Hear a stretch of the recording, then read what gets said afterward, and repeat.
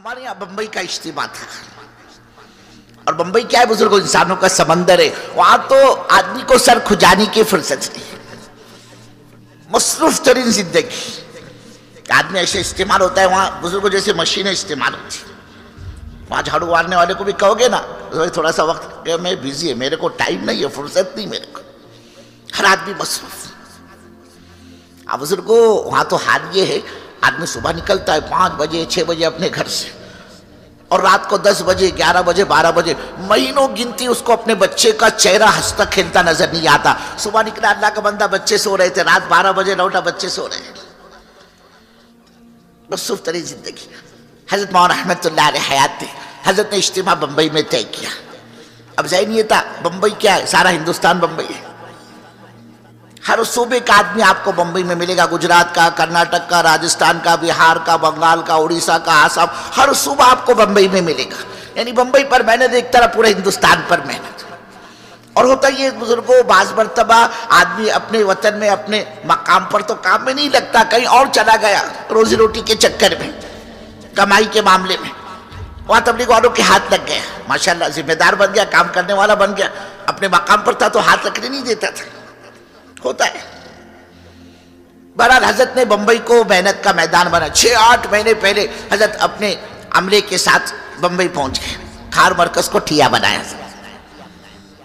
اب 25-30 کا حضرت کے ساتھ قافلہ مولانا کے ساتھ، صبح فجر کی نماز کے بعد بمبئی کے 50-100 جمع ہو جاتے ہیں، پورے دن بھر کا بمبئی کا نظام بنتا ہے محنت کا، کہ بھئی کسی کو چھوڑنا نہیں، اپارٹمنٹوں میں، رو ہاؤس میں، جھوپڑ پٹیوں میں، اور شاپنگ سینٹروں کے اندر، اور مارکیٹوں میں، اور بازاروں میں، ہر طبقہ محنت کا میدان بنے۔ ذہن یہ تھا کہ امت کے ایک ایک فرد تک اللہ اس کے رسول کی بات پہنچے۔ ساتھیوں نے محنت کی، بزرگوں عجیب عجیب کارگزاریاں اس وقت سامنے آئی۔ ہمارے ایک ساتھی نے کارگزاری سنائی کہ پہنچے وہ بالکل ہائی فائی علاقہ بمبئی کا، باندرا جوہو کا بیچ، جوہو بیچ، باندرا بیچ کا علاقہ، دریا سے بالکل سمندر سے لگے لگے مکانات بزرگوں، اور ایک ایک مکان، وہ ایک ایک رو ہاؤس کروڑوں روپیوں کا، بالکل بمبئی کا وی آئی پی طبقہ وہاں رہتا ہے۔ ہمارے ساتھیوں کو پتا چلا کہ اس رو ہاؤس میں کوئی ہمارا ایمان والا مسلمان بھائی آباد ہے۔ اب یہ بیچارے کسی کو چھوڑتے تو نہیں، تبلیغ والے ٹرین میں ہو کہ پلین میں ہو کہ بس میں ہو، یہ تو ہر جگہ پہنچتے ہیں ماشاءاللہ۔ ہمارے ساتھی وہاں بھی پہنچ گئے۔ اب وہ بڑا آدمی تھا، اس نے ملنا چاہا ساتھیوں نے، تو ملاقات کے لیے اس نے وقت نہیں دیا، کہا میں مصروف ہوں، آپ کو اپائنٹمنٹ چاہیے، مجھ سے ملنا ہو، آپ 1 ہفتے کے بعد آئیے۔ ہمارے ساتھی کا کوئی بات نہیں، ہم 1 ہفتے کے بعد آئیں گے۔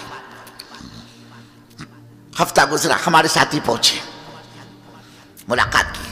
اب اس کا ذہن یہ تھا کہ بھئی یہ کسی مدرسے کے تعلق سے، مسجد کے تعلق سے کچھ لینے دینے کے لیے آئے ہو گے۔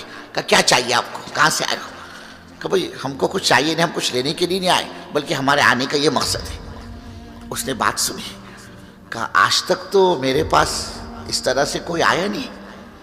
ہمارے ساتھیوں نے کہا ہاں یہ ہمارا قصور کہ ہمارے آپ تک پہنچنے میں دیر ہو گئی۔ بہرحال ساتھیوں نے اس سے بات چیت کی، اور اسے اجتماع میں آنے کی دعوت تھی۔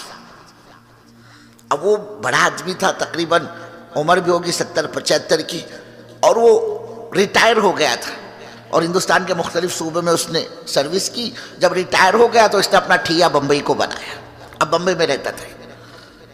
ساتھیوں نے دعوت دی، اس نے اپنے پی اے سے کہا کہ بابا ان کی تاریخ جو ہے نا یہ نوٹ کریے، تاریخ کسی کو دینا نہیں، اپنے کو جانا ہے اجتماع میں۔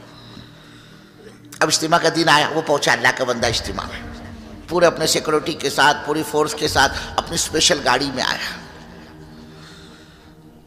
عام طور پر اپنے اجتماع جمعہ سے شروع ہوتے ہیں، جمعہ کی نماز میں وہ پہنچا، نماز سے پہلے آدھا پونا گھنٹہ بات چیت ہوتی ہے، وہ بات سنی اس نے پنڈال میں، جمعہ کی نماز ادا کی۔ اور جن ساتھیوں نے اس کو دعوت دی اجتماع میں آنے کی، انہوں نے اپنے کچھ کانٹیکٹ نمبر دیے تھے رابطے کے، ان سے اس نے رابطہ کیا۔ ساتھی پہنچے اس کو، اور اس کو استقبالیہ میں لے کر گئے، تھوڑا سا اس کا اکرام کیا۔ بزرگ کو 70-75 سال کا وہ بوڑھا زاروں قطارہ رو رہا تھا، اور کہتا تھا میری زندگی کا یہ پہلا سجدہ ہے جو اللہ کے سامنے ہوا ہے۔ امت کا یہ حال ہے بزرگ، زاروں قطار، اس کے تھمتے نہیں تھے آنسو۔ ہمارے ایک ساتھی پہنچے ایک اپارٹمنٹ میں، بات چیت کی تو پتہ چلا کہ شوہر ماشاءاللہ ایمان والا ہے اور بیوی وہ ایمان سے کوری ہے۔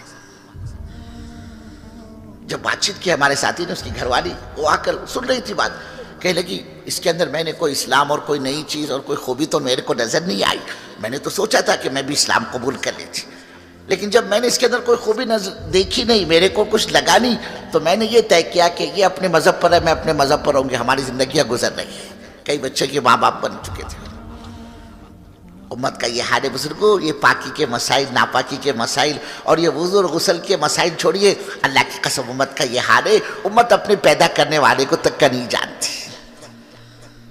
پتہ نہیں بزرگوں کام نہیں ہوتا، اس امت کا کیا حال بنتا۔ آج جتنے مدارس ہے، جتنے مکاتب ہے، جتنے مساجد ہے نا بزرگوں، جتنے شعبے آپ کو نظر آ رہے ہیں نا، اللہ کی قسم ان سب کی جان یہ دعوت کی محنت ہے۔ پہلے اپنے علاقے میں کہاں تھے بزرگوں مدرسے؟ علاقے کا یہ حال تھا، کوئی اپنے بچے کو مولوی بنانا پسند نہیں کرتا تھا۔ بزرگوارے بولے ملا بن کے کیا کرے گا، یہ کھائے گا کیا، گھر والی کو کیا کھلائے گا، کوئی پسند نہیں کرتا تھا۔ بلکہ وہ بچہ بزرگوں جو کہیں نہیں کھپتا، اس کو مدرسے میں کھپانے کا مزاج تھا کہ اس کو اچھی سے اچھی اسکول میں داخل کیا، لیکن کیا کرے، یہ پڑھتا ہی نہیں، آگے ہی نہیں بڑھتا۔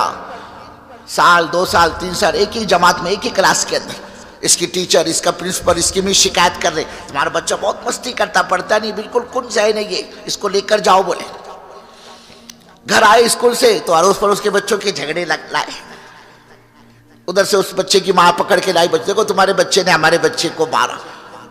اب جب ماں باپ تنگ آ جاتے، اکتا جاتے، تو بطور سزا کے اس کو کہتے تھے، بولے تیرے کو تو مدرسے میں ڈالنا ہے، بولے تو وہاں سدھرے گا، بولے یعنی جو مال کہیں نہیں کھپتا اس کو مدرسے میں کھپانے کا مزاج تھا۔